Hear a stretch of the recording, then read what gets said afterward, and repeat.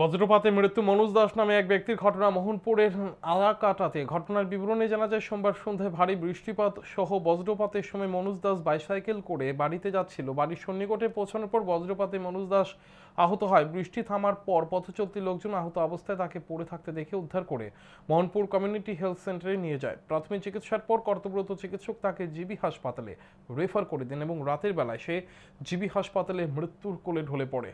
মনোজ দাসের অকাল মৃত্যুতে এলাকায় নেমে এসেছে শোকের ছায়া।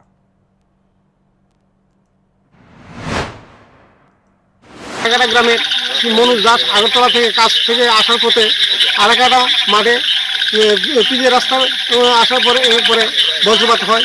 সেই বজ্রপাতে সে গুরুতরভাবে আহত হয়। এই এমন ঘটনা আমি আর কোনো সময় দেখছি না। রাস্তা সহ বানিয়া গেছে।